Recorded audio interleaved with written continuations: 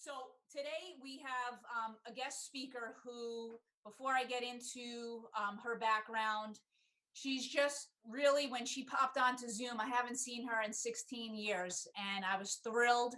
I'm so happy for her to join us today.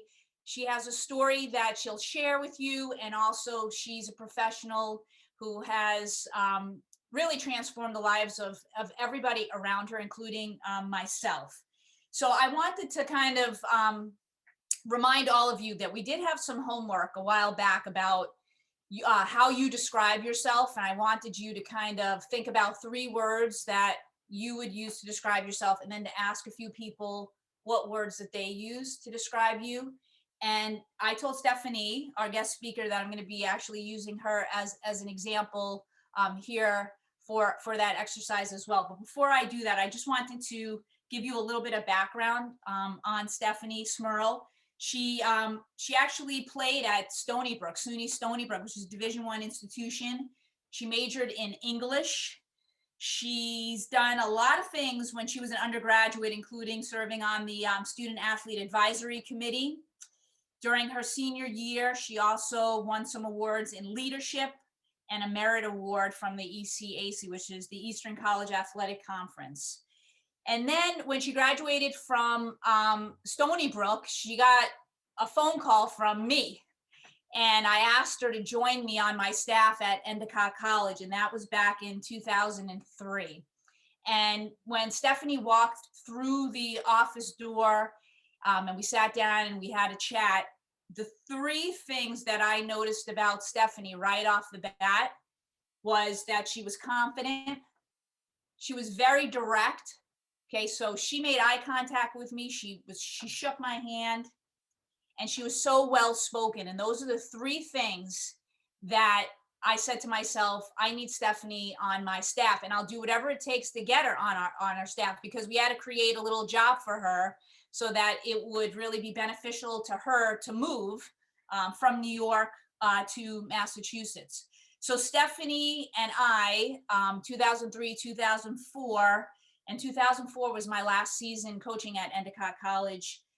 We had our most successful 2 seasons ever in the history of the program. And I do attribute that to having Stephanie really be at the helm with me. 2004 was a really tough year for me because my daughter was born 2 days after our last game. So through the whole season, there was a little bit of nervousness about my daughter arriving during the season, but we kept winning, and that was kind of it was exciting, but also a little nerve-wracking. So Stephanie really took a huge part of our team during the 2004 year when we went on to the NCAA tournament. When she left Endicott, she was the girls' soccer coach at Hamilton Wenham Regional High School, and she changed that program dramatically, winning a championship title and really turning around that program immediately. After she went on to Wheelock College, and she was an administrator at Wheelock College, and she also guided the women's soccer team and even the men's soccer team.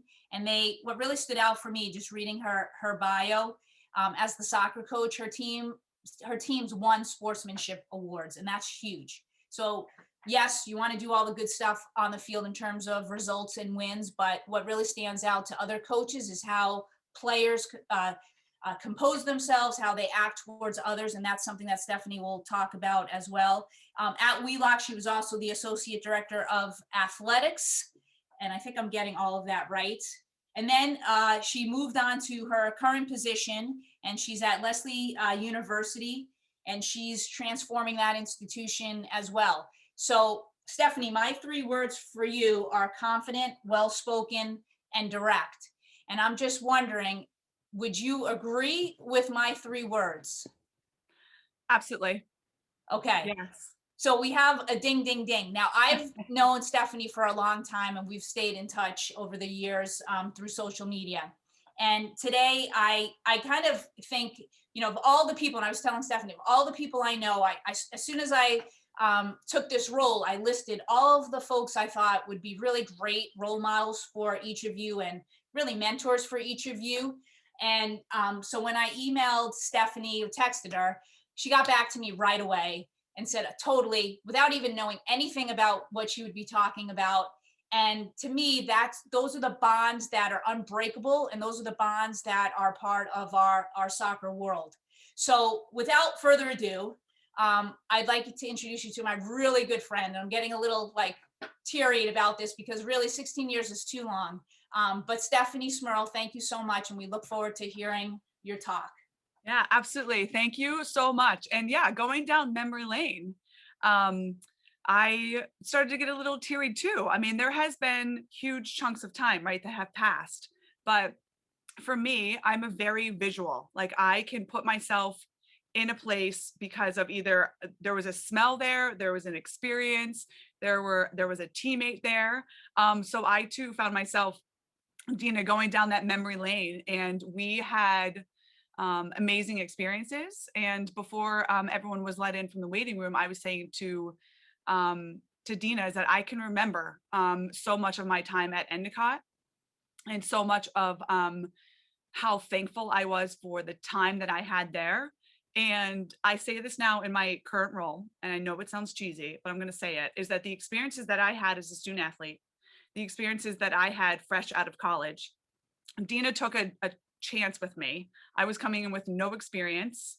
That to me is, I feel like about 50% of my responsibility as an athletic administrator is to give back, and to talk about the lessons that I've learned, talk about the experiences that I had that weren't exactly, kind of the perfect experiences, whether it was around playing time, whether it was around a difficult teammate that I had.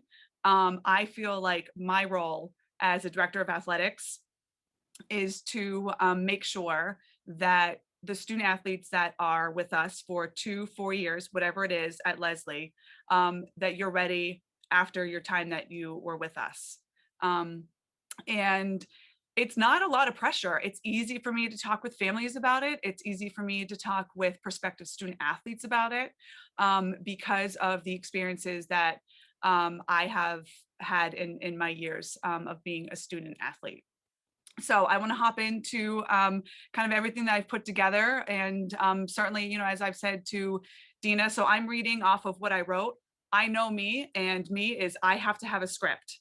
And I'm okay with that, because I will go on and on and on. So I need to have my brain focused. And so I have my script. I don't have the fancy schmancy 2 screens, so I'm using just one here. But certainly, if there are questions, I'm happy to take them. But I think Dina will have some time after. Yeah, and if anyone has any questions too, please use the chat as well so we can keep track. And again, if you want to put your video on, that's great, so we can see your face. Yeah. Great. Yes, absolutely. Right. The Zoom world, right? It is amazing. It's also really, really weird, right? So you're staring essentially at yourself, right? I'm going to be fully honest. I'm staring at myself. I'm talking to myself. It feels really good, but I do appreciate when other people have their cameras on, but I also respect that sometimes we're in spaces that the world is just going on around us, and it's easier for us to listen. So if at any point, as Dina said, if you want to put your camera on and then turn it off whenever you need to, that totally works for me. I am a people person. So I'm happy to see all of you if you're able to pop on. All right. So I just again want to say that I'm so grateful to be here, right? And honestly, there is no better place that I would rather be than right here. I get to meet all of you. I get to talk about my experience on and off the soccer field. And honestly, I would talk about soccer all day if I could. I know I'm here to talk about the mental prep for games, taking care of yourself, and being the best version of yourself. So like I said earlier, I think about my experiences. And when I think about them, I see them in 3 chunks of time, right? So the first one that, when I look back on my career with athletics, specifically soccer, I see Pee Wee soccer, right? Where everyone just crowds around the ball. One player is picking flowers and another one is scoring on the wrong goal, and it's a blast. You have oranges at halftime, and that's all you need. I had the pleasure of, to see that experience through my son's eyes on Saturday. He is almost 7, and he had his first soccer game. And to see the joy on his face when he put on his jersey and his shin guards, socks, and cleats. I will also say that I think that all of us are creatures of habit. I still put my cleats on the same way as I have for the past 35 years. Right leg, shin guard, socks, left leg, shin guard, socks, then right cleat, left cleat. Just had to put that out there. I'm trying to let my son put on his stuff his own way, but we're those creatures of habit, right? And then I see the part of my life where soccer started to take off. I began to play on travel teams, club teams, ODP, and it was the start of my identity as a soccer player, right? When we think about who we are, sometimes, being a soccer player, being a student athlete is kind of, sometimes it's something that you do after school, right? But it becomes ingrained in who you are. And just kind of a side note is that, excuse me, when I graduated from college, it was a very, very difficult transition for me, where my whole life I had time management skills, right? You have your soccer practice, you need to do your work, and you have some time, of course, for family and friends.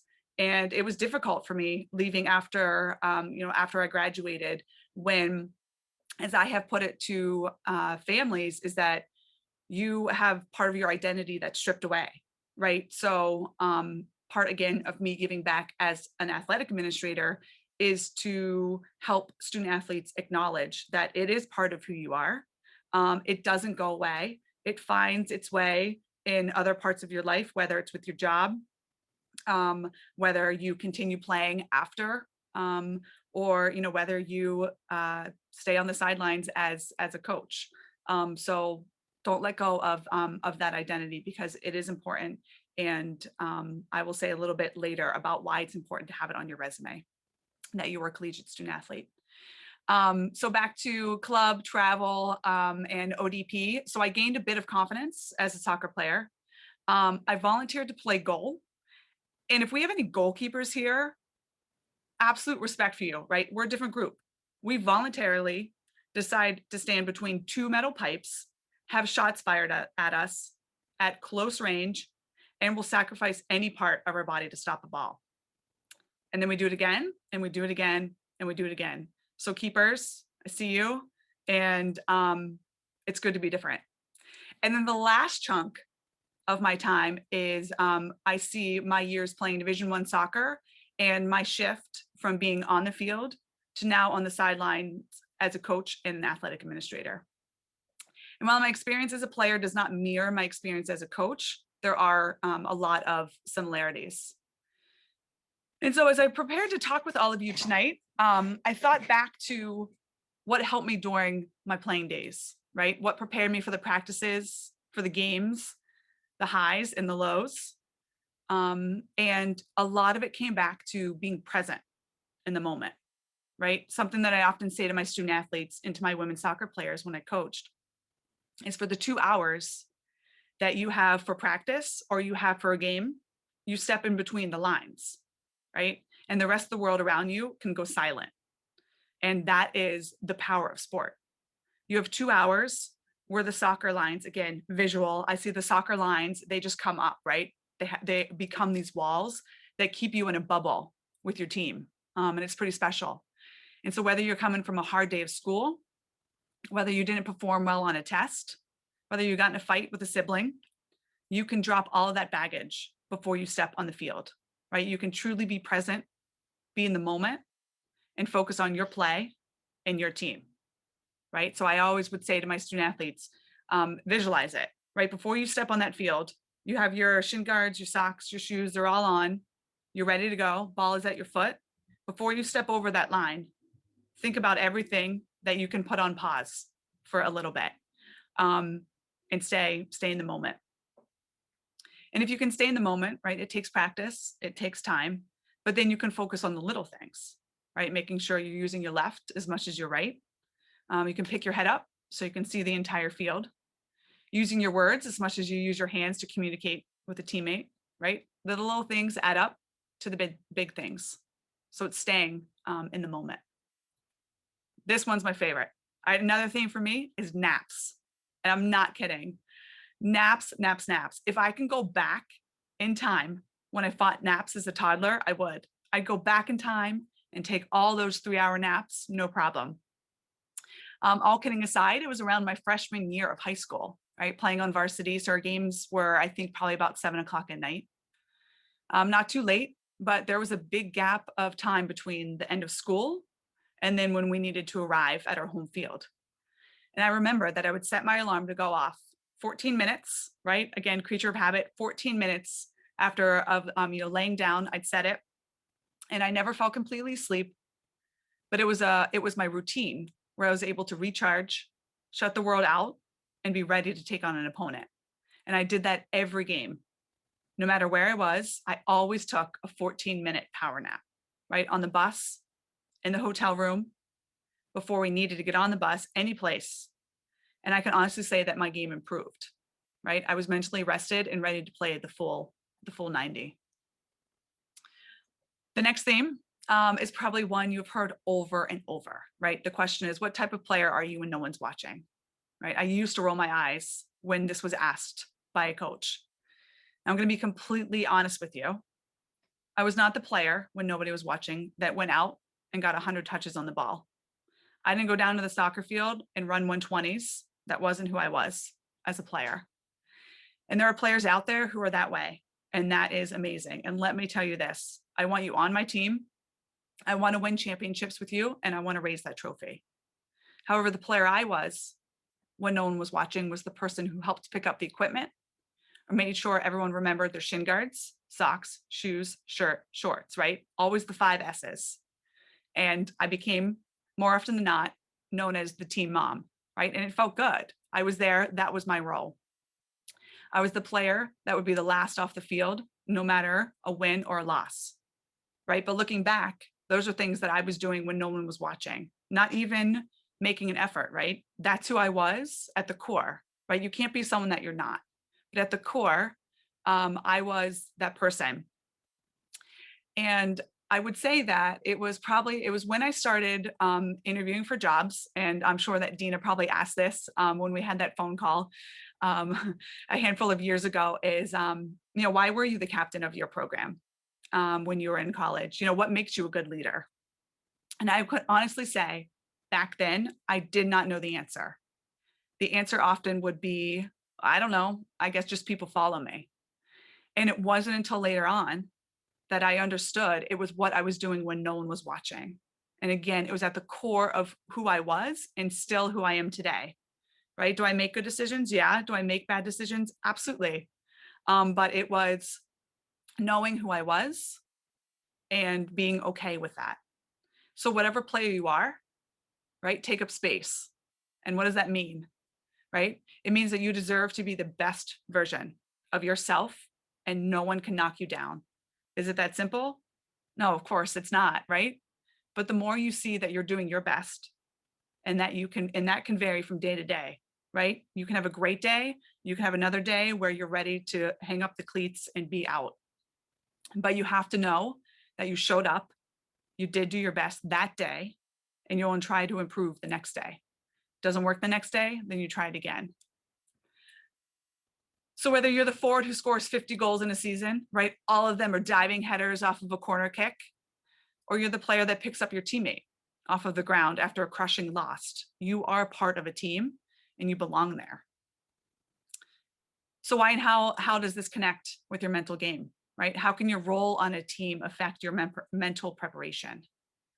For starters, it feeds confidence, right? As humans, we all want to be part of something, whether it's being on a team, on a club in school, whether it's being part of a group of friends. We want to be part of the whole, right? That's the beauty of team sports.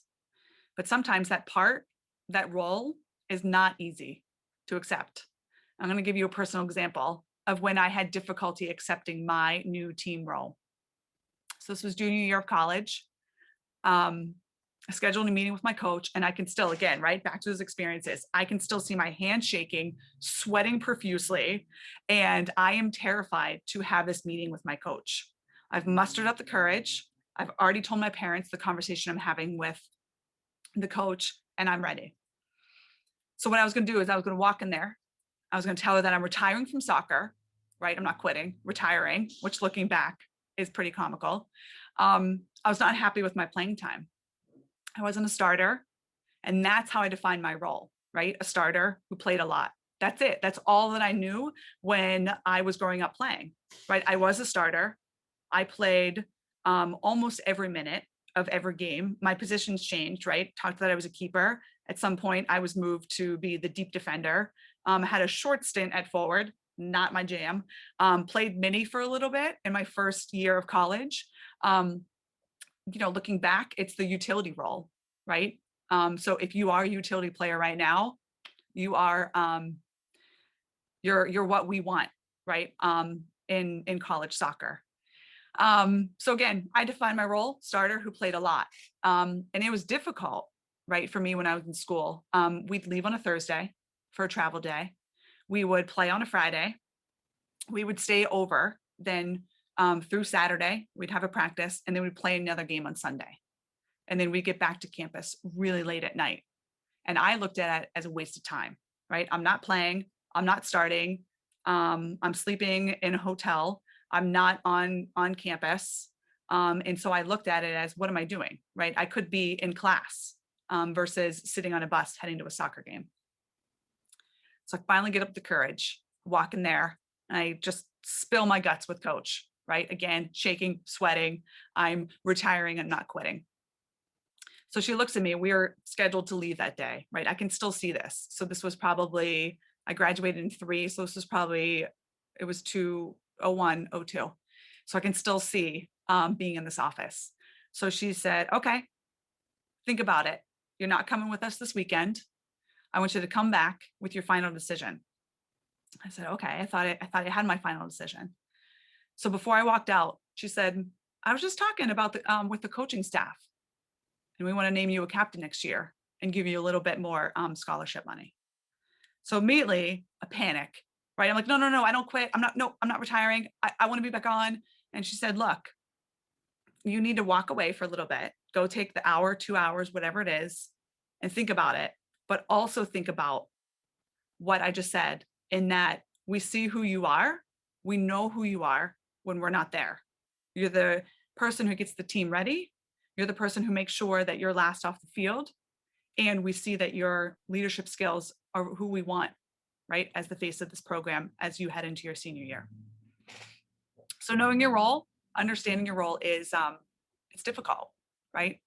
Especially if it's different from one team to the next, or even if it changes from one year to the next. And the team is the same, right? Even though it could be from one year, you have someone else join the team, and then maybe your role is different. And I'm not here to say that you have to accept your role, right? And be done with it. That's taking up space. You need to become your best advocate. You have a voice, and sometimes it stays in your head, and that's okay. But the more you can understand your play, your voice, and your role, the stronger you become mentally, right? It's connected to confidence. And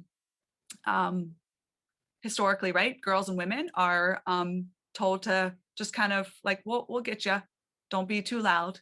And I'm here to say, be as loud as you can, right? My favorite quote is, if there are no chairs left, bring a folding chair, bring it to the table. All right, so switching gears here just for a little bit.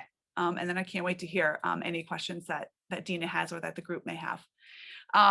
So what are college coaches looking for, right? Some of you may decide that you want to play. Some of you may have no idea. Maybe some of you know you want to go 1 or be a Division III student athlete. Some of you may be interested in being a Division II student athlete. So what are we looking for, right? So of course, we want players who can score. We want those who can defend. We want someone to be able to be a midi that will run up and down the flank 50 times without getting the ball, and they would do it another 50 for their teammates, right? I don't understand outside midfielders. You are all gems. It's not for me, but the fact that you can run up and down, work your tail off and kick a ball to a forward and they put it over the bar. I obviously have a lot of respect for you. But college coaches, administrators, we also want to know who you are as a person off the field, right? because who you are off the field is equally important to who you are on the field. We want to have that holistic approach of who you are. And this is at every level, Division 1, 2, or 3. I've coached at the 3 level, as Dina mentioned. And I, as I have said too, is I played Division 1. And I used to be very quiet about that. I felt like I didn't want to kind of toot my own horn and say that, yeah, I was a Division 1 student athlete. Yes, I was a captain. Yes, I got leadership awards. But the more, again, right, in the 35 years that I have been involved with athletics, and specifically with soccer, my confidence has grown, right? It's not going to happen overnight, but it's that mentality of you chip away at it, right? And some of you may be further along in that journey than others, and that is exactly where you need to be right now, right? So again, players that we want, you spend a lot of time together as a team in college, a lot. And we want players who want to spend time with their teammates. We want you to help build on a foundation that was built before you got there. And we want to see you be successful in the classroom. And that's defined by you, right? So you can have a teammate who is like, I want a 4.0 and, I want all A's, get out of my way. And then you can have, it could be you where you say, look, I just want to make sure that I maintain my B average and I feel good about it. And I will say that was me as a student athlete, right? I worked hard. I did the best that I could. But for me, I allowed myself to define what that success was in the classroom, right? And that's difficult because you're going to compare yourself to peers. And so you want to make sure that you are defining your success in the classroom. And like I said earlier, we want you to leave after the 4 years that we have you with your resume ready, right? Your references there. So whenever you apply for an internship, or whether you apply for a job, that you have an athletic administrator on there, right? So that's typically your director of athletics, associate director of athletics, or your coach, right? Your coach can speak about who you are on and off the field. So you need to have at least one of us on your reference list. And this is an absolute must. If you choose to play in college, you have to list that you are a student athlete, a collegiate student athlete. I'm telling you now, recruiters, and when you're on the job hunt, I know that this is down the road for many of you, when they see that you were a student athlete and you were able to have time management, juggle everything, no matter if your team went over for the season or you won a championship, you are in a group that not everyone is in when they leave college, right? Of being a collegiate student athlete, and own it, right? This is back to what I talked about, your identity, right? It's who you are, right? It's some of you who started playing when you were 3 or 4, right? It's some of you maybe who decided to kick a ball around when you were 13, 14, whatever it is, the identity of who you are, of being a student athlete, is so unbelievably amazing, important, and it needs to be on your resume, and have that on there proudly. And lastly, again, college coaches and administrators, is that we want you to know that you can ask for help, right? Easier said than done. I get it. I still find myself sometimes not asking for help, right? Because somehow it's like you have to admit that you can't do it, right? And that's okay. You can't do it. And there are other people around you, right? Again, coming back to playing on a team sport, right? So there's 10 other girls or women out there who are willing to help. And there's also a bench that I'm sure is willing to help, and your coaching staff, right? So we want you to know that you can ask for help. It's with something on the field. It's with something off the field. I always say that I've heard pretty much every question out there about playing in college, whether it's coming from family members, whether it's coming from a guardian, whether it's coming from a prospective student athlete. I honestly can say, and actually I do say this all the time when we are recruiting student athletes, is that there is no question too small. It could be as simple as, I don't even know where to buy books, or it can be, how the heck am I going to manage all of this when I'm in college, right? And we are the first to admit that if we don't know the answer, we're going to find it for you, right? We'll find out how to get that answer and to help you, because again, we want to prepare you, right? When you're done with the 4 years that we have you, or 2, if you transfer, whatever it is that you are prepared. So like I said earlier in the conversation, is that I feel like 50% of my role as an AD is to give back. And I truly, that is coming from my heart. because of the experiences that I had. And so having the confidence to ask for help is huge in our books. And by asking questions, you're showing that you want to grow, right? And that's all we ask. I'm ready to be grilled. Thanks, Steph. So I just want to make the connection on how Stephanie ended up at Endicott is if you were at the launch, when we first launched Impact, I mentioned that there were 2 mentors who encouraged me to get into coaching. And one of those people, that was Sue Ryan, who was Stephanie's coach. And so when I was at Endicott, I had asked Sue Ryan to recommend someone, and that's how Stephanie came to Endicott College. So you could see how, the legacy keeps building and the connections. Soccer is a very small world, and when you start to get into the recruiting part of your soccer journey, you'll recognize how small of a world it is, because coaches do talk about players because they're on the sidelines, and they might be 2 people might be looking at you. You visit one campus and they know that you went to another campus. It's a very small world that we have here. So Stephanie, excellent job. I would play for you. And, and it's so funny. I forgot that she started as like a keeper, because when we would play as coaches against players, just to kind of rough them up a little bit, Stephanie was so talented. So I totally forgot that part of it. Okay. Do we have any questions from the group? Don't be shy. Anyone? Okay, well, I had one here.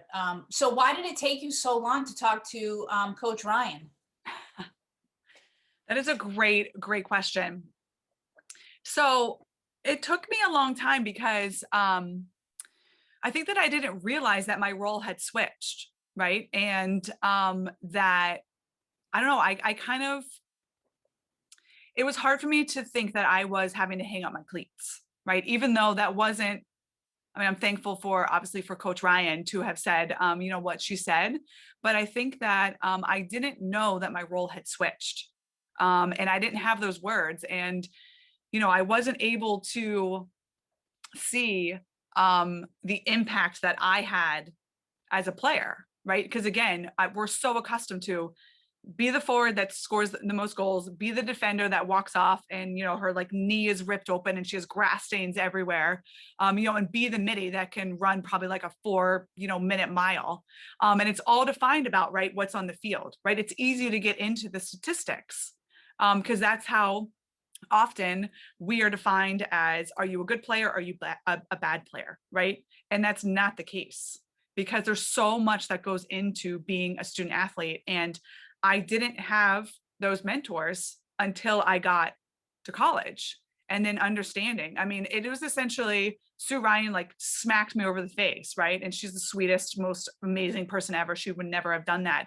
But her words were thrown at me, and it made me actually think about who I was, right? Because I never, back to what I said, when I had to answer, like, why were you a good leader? I don't know. And now I know why I was and still continue to be a good leader, but it just took some time and some pushing to know, what that is, and to have my role essentially redefined. And I think, for all of us, I think there are always moments when we're playing that we question, like, what am I doing on this team? Especially when you have a couple of bad games or bad practices, you question, am I good enough? I'm trying hard, but I'm not getting the playing time that I want. Reflection is really powerful in those instances. And also being able to communicate with your coaches in a way that you get constructive feedback is also something that, when Stephanie talks about having a voice and being an advocate, it's about understanding who you are, understanding the coach and the culture. But being an advocate for yourself is asking others around you, even your teammates, hey, do you see, is there something I can do differently? I know I played you that ball. Was it too hard? There's too much pace, not enough pace? and getting feedback from your teammates is also really important. But I'm here to tell you, everybody, and I was the 50 goal scorer forward. Yes, you were. Okay, just for the record. But you know, but we all question our roles because we all want to fit in. And so no one here is alone when they do have those moments of, you know, who am I on this team? And I want to, you know, we all want to do more. We all want to contribute more, but maybe it's just not your time right now.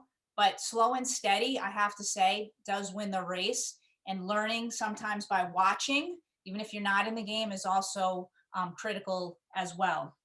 I just want you to speak to body language too. So when a player's down and out, you know, bad play, just can't get it right.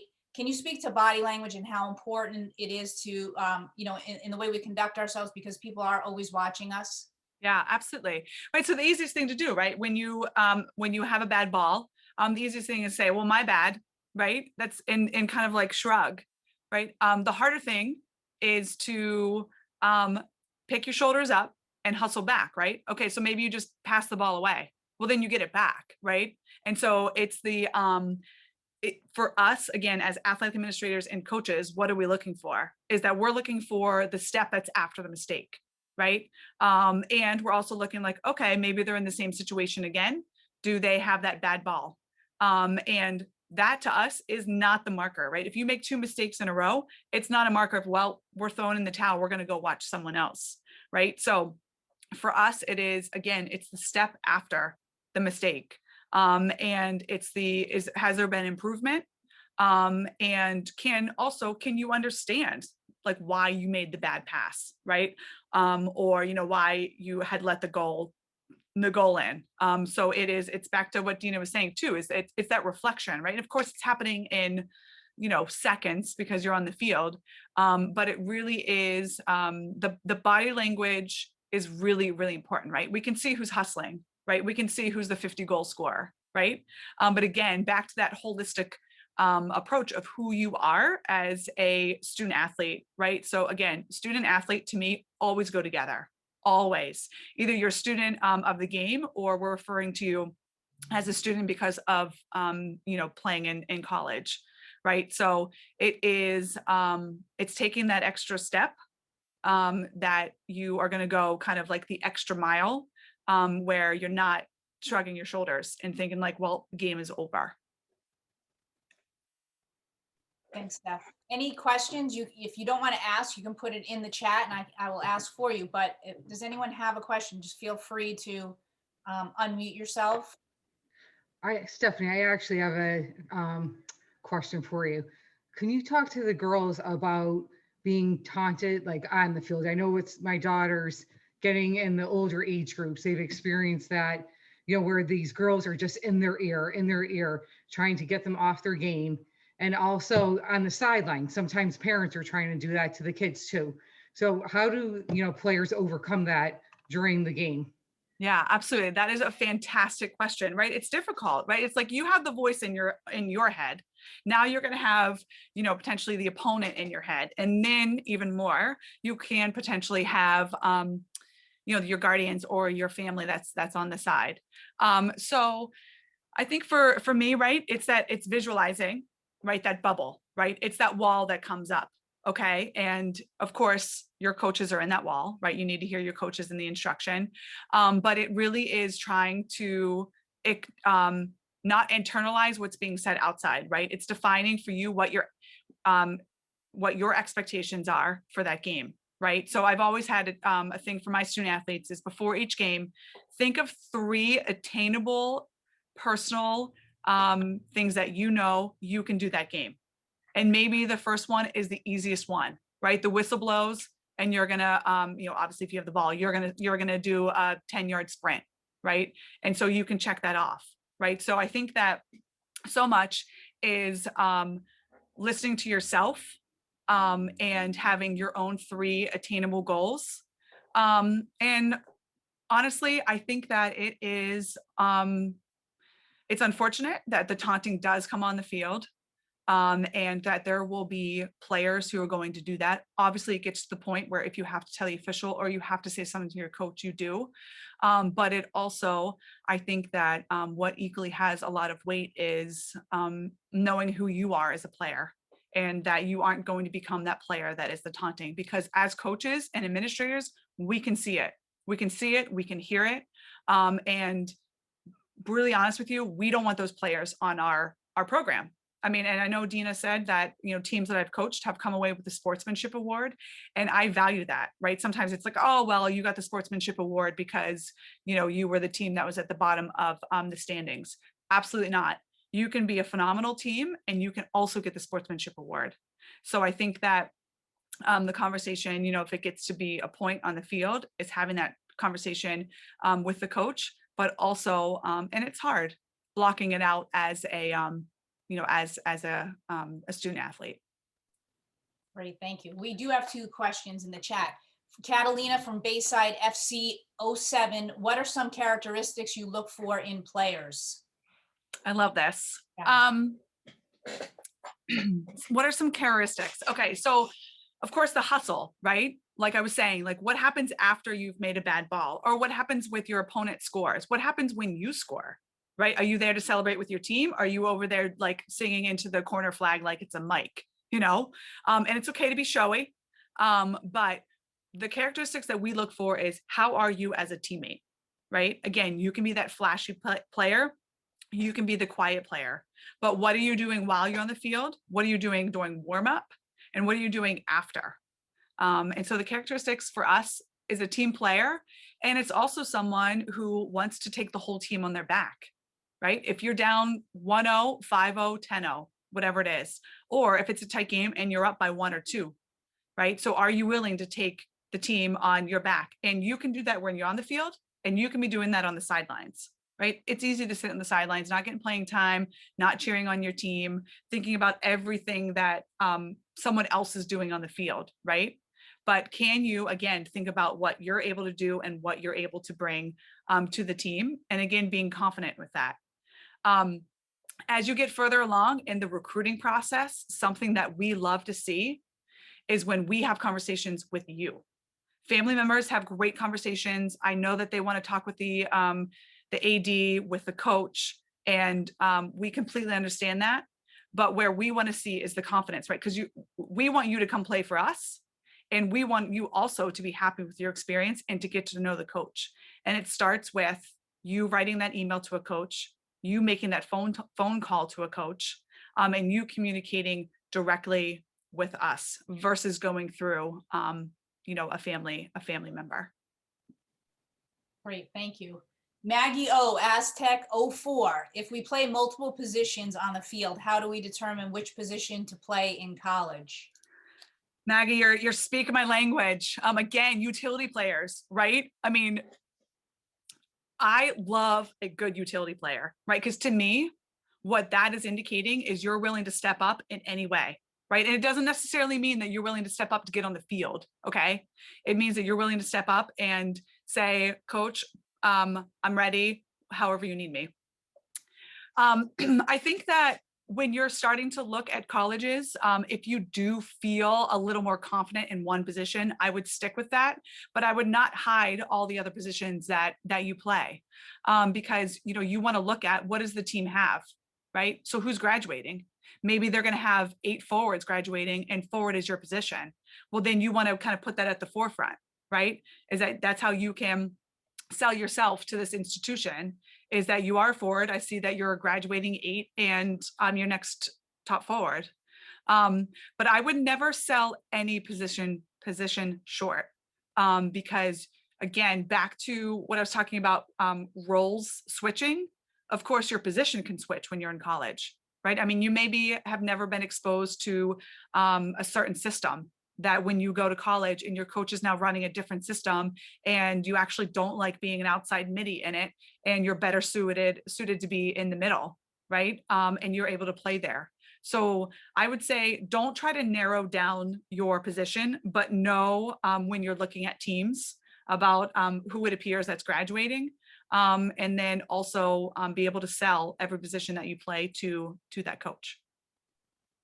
Great, thank you. And of course, coaches will have a role for you. If they want you as part of the top 11 that start, they'll figure it out too. And I think the message that I would say to everyone here is whatever the coach says, really, you've got to try it 100%. It's really not a debate, right? They want you on the field. You're one of the top 11. So do whatever you can to stay on the field. All right, Jazzy, Best FC 05. What advice would you give regarding pre-game mental prep as well as post-game reflection after a tough game or loss? Yeah, absolutely. So pre-game prep, right? So kind of staying in the moment, right? Thinking about the game that you have ahead, right? So again, there's going to be 50,000 other things that are going on. I have to study for this test. I just had a fight with a sibling. I have a busy day tomorrow, but it's like in that moment, right? You think about what's going to happen when you step in between the lines, right? So for the first 80, the first 90, however long your games are, it's thinking about what you are able to do, right? So thinking about those three things, those attainable goals. So start thinking about that. Think about it before you show up to the field, right? Think about it when you wake up that morning and you're having your cereal. What three things? I know who we're going to play. We've seen them play. We talked about it the night before, at our practice. We have the scouting report. Start thinking about three attainable things that you are able to do, right? And so think about that during the day. Game time comes, I swear, I'm standing by the naps. Take a 15-minute nap. And it's not full on, you're out cold, but take a step away. I remember I would lay in my bed for that 15 minutes. And as soon as the alarm went off, I was up. I knew what day it was, right? I didn't fall asleep and I was ready to go. Take that time to step away from everything. Wake up, think about those three attainable goals that you have set, and then start thinking about how your three goals are going to fit in with your team goals, right? So again, you have your own, but now you're part of a team, right? So start thinking about that. And then post-game prep, right? We are our best critic, right? It's always, I'll speak for myself. It's very easy to think about what you didn't do, right? It's easy to mark the game. It was good, it was bad, right? The question that is often asked, right? When you come home, what did you win or do you lose, right? I hate asking that question. For me, it is, did you laugh? Literally, I will ask that question. Did you laugh during the game, right? You can laugh. You also can be one of the best programs out there. So for me, it isn't defined solely by the score. Of course, I don't want it to be forgotten that I want to win. I'm competitive. I'm competitive in everything. My son the other day told me I play soccer too hard when I play against him. Again, he's 7. So I want to win, but I also want to know about those experiences that you're having on the field, right? So in game, think about those three things. Post game, think about, did I do those 3 attainable goals, right? And if you did 1, 2, or 3, great. But think about it then, now is the next practice, right? Okay, so what am I going to do? Who am I going to ask for help on this? Maybe one of your goals, simplify it, right? Maybe one of your goals was, I'm going to take 5 touches with my left, right? I always refer to it, often it's the peg leg, right? It's a leg that just gets in the way, right? But you need 2 to play, right? So if your goal was to touch the ball 5 times with your left and to make those touches the best touches you've ever had, and you didn't do it, then find the lefty on your team, right? Find the teammate that's able to hit with right and left, no matter the situation, and work with them, right? It can take 5 minutes before practice. So again, post game, start immediately with what you did well, right? And think about then what needs to be improved, and then drill down. How am I going to improve on those? But also, listen, again, I've been playing soccer for 35 years. I mean, it is my life. It is absolutely my life. And I do remember the championships, but often I remember the experiences that I had, the connections that I made, obviously the awards that I've received, and so much of what has gone into my success is that I have remembered all of those experiences. Thank you, Stephanie. We have from Haley M, Bayside FC 2006. How many times do you see the player play, and how do you know if they are a utility player? Now everyone wants to be a utility player. I'm telling you, it is where it's at. No, I also have a lot of love for the strict defenders, strict middies. Again, we are all in our own group, right? You can just know off the bat when you see a forward. It's the walk, it's the ball at the foot. We know when there's forwards and we know when there's keepers, right? The keepers are like chilling by themselves and like they're the quirkiest out there. And again, my heart is with every position. All right, Haley, great question. How many times do you see the player play? Well, in the world that we're in now, right? So obviously Zoom conversations, the virtual world. One of the easiest, biggest thing that you need to do is make sure that you have video of yourself playing. It can be highlights. It can be you at a practice, but we are now able to have access to more prospective student athletes because of the virtual world, and it's not going away, right? We had a huge recruiting event at the beginning of the academic year in September, and it was for prospective student athletes, and we were able to have students attend this athletics open house from all over the country and even outside of it, right? In normal times, we wouldn't have been able to have the group that we did. We had close to 150 prospective student athletes on our Zoom session. If we had it on campus, we would have probably been down to maybe about 40, right? So the virtual world, make sure that you have video. We don't call it video anymore. Highlight, I guess, virtual aspect of your play. And then, so how many times do we actually see you play in person? We love to be able to see you play at the high school level. We love to be able to see you play at the club level, because of course your teammates aren't the same, right? So we love to be able to see you play in multiple, with multiple teams. And then showcases are always where it's at for us over the summer. And we can see you play locally. I know that my coaches also go out to the West Coast. We have a big recruiting class out from California. So we will gladly watch you as many times as we are able to in person.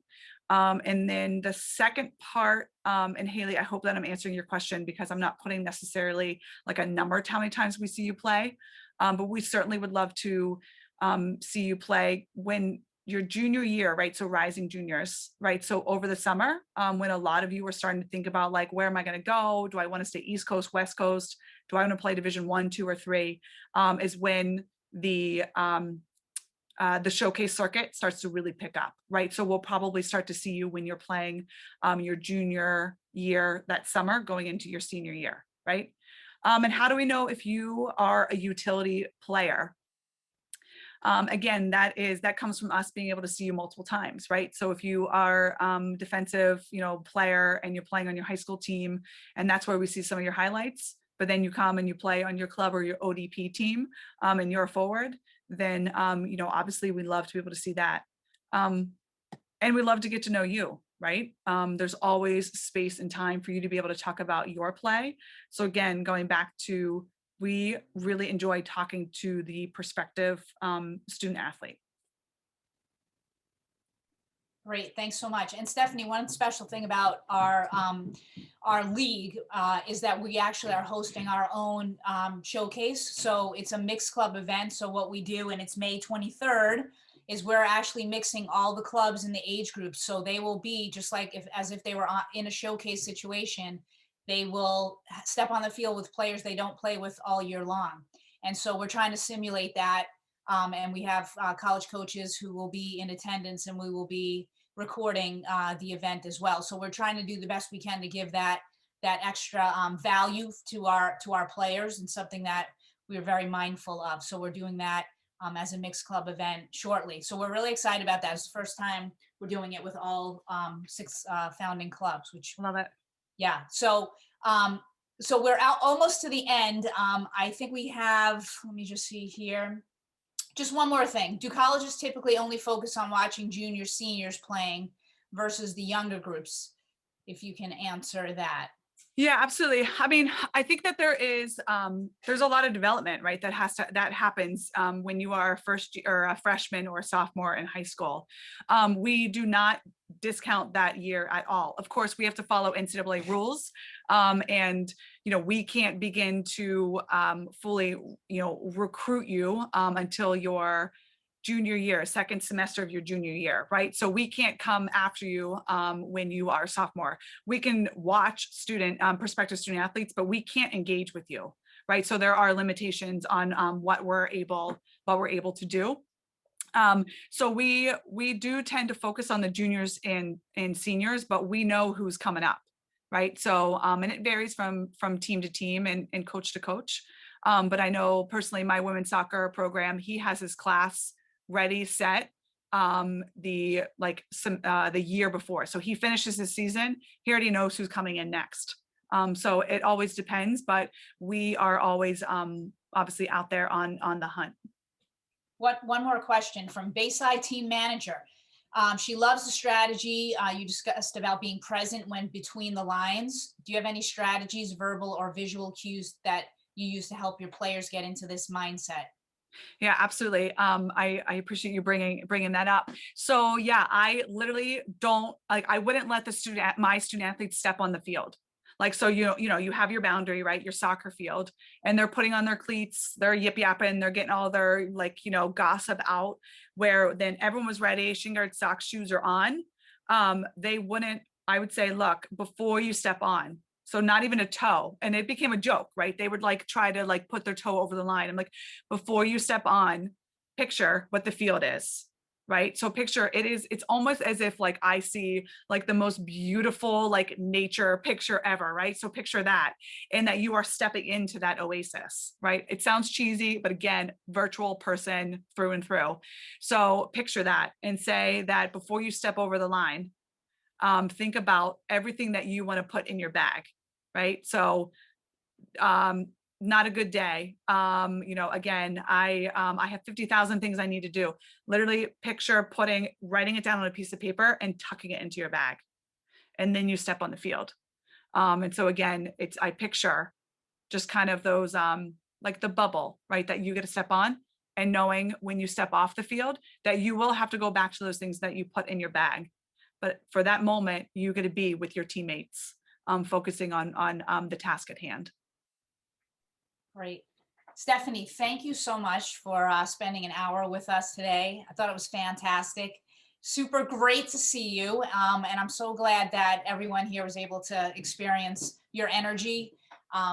When you are looking at colleges, ladies, and you're interviewing the coaches as well. And so for me, if I were to be in an office with someone like Stephanie, it's like a no-brainer. The comfort level, the engagement, the passion, those are the things you need to feel, because again, this is a 4-year commitment when you are going to an institution. And so getting to know the coach is important, getting to know the athletic administrator, which basically that person is in charge of making sure the philosophy and the mission of the school is being fulfilled. Very, very important. So again, Stephanie, thank you so much. I really appreciate it from the bottom of my heart. I know, absolutely. Thank you. Thank you. And thanks everyone for joining us. Please follow us on social media. I know a lot of you are active. Don't be shy tagging me in your photos. I really appreciate that. Thanks again. And we'll see you next Monday, May 10th, 7 to 8 as well. Thanks again, Steph. Thanks, team.